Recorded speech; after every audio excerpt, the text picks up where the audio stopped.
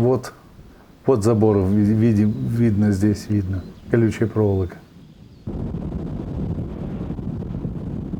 Это старый въезд в город.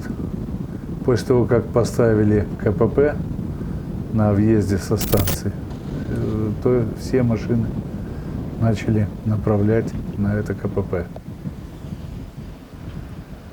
Да, это вот совершенно свежая Припять. Сейчас все заросло здесь, деревья.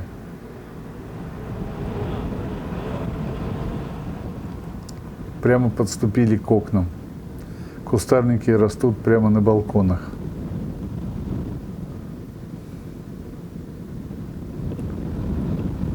Да, видно, торопились, когда ехали. Боялись большой дозы, которую могли получить. Угу. Народ и партия едины. Вот в гостиницу приехали.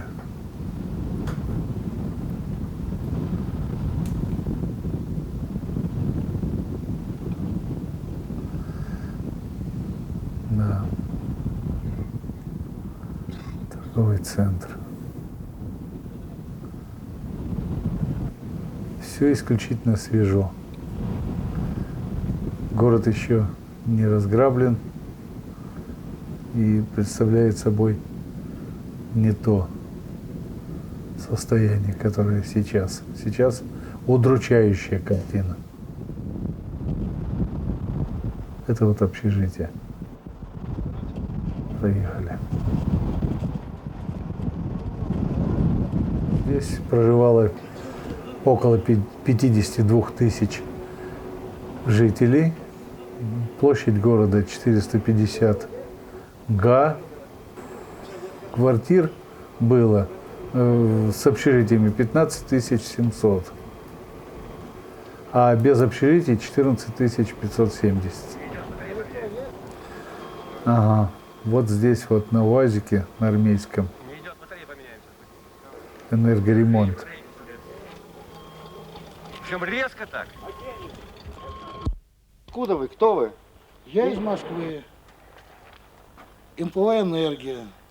Рогачев Анатолий Андреевич, радиометрист. Занимаюсь проверкой радиационной обстановки города Припять. Резервист он.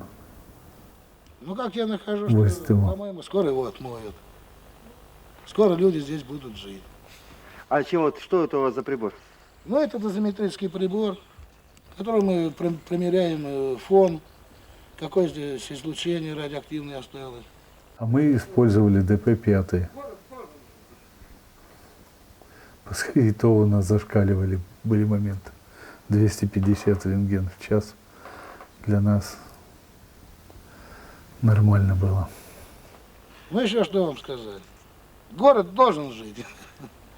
Красивый город. Вот я сейчас смотрю напротив стадион. Да. Я тоже давал такую рекламу белорусскому телевидению о том, что в Припяти будут жить когда-то люди. А вот уже прошло 30 лет, как там людским духом даже и не пахнет, кроме милицейского.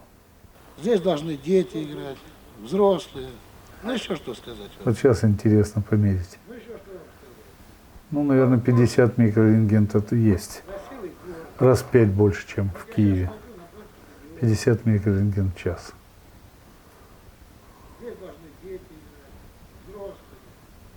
В Киеве до 15, до 20 микрорентген в час. Не привык я интервью давать. Ничего, вы скажите, вот, пожалуйста, ваша жена знает, где вы?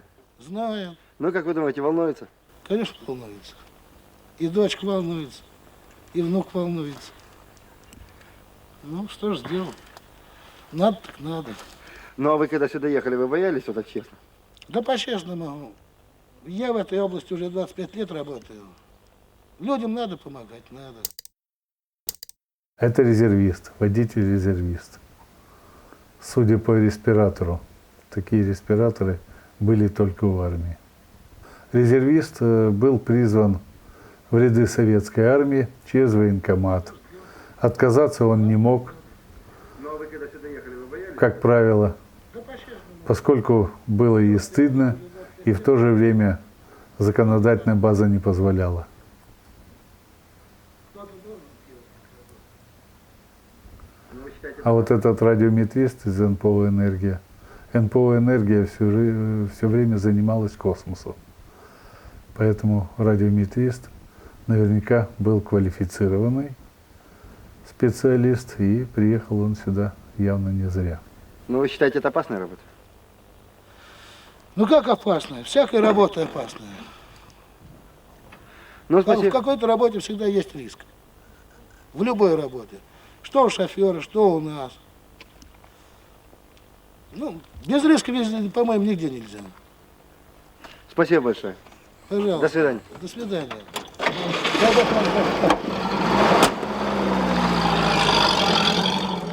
Во всяком случае, вот то, что он стоял, и то, что отвечал на вопросы, конечно, это дополнительная дозовая нагрузка. Ну, где-то полбэра набрал, наверное, в то время. Припять была очень грязной.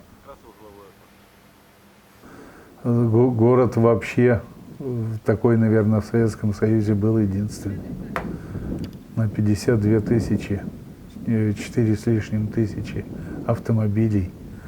Это, считайте, что 10 человек, на 10 человек один автомобиль. Да плюс ко всему еще 3000, более 3000 мотоциклов, более 1000 лодок. Конечно, город сам по себе был очень хорошо обеспечен. Я думаю, что жители этого города тогда уже жили в коммунизме, который нам обещали построить в 80-е годы.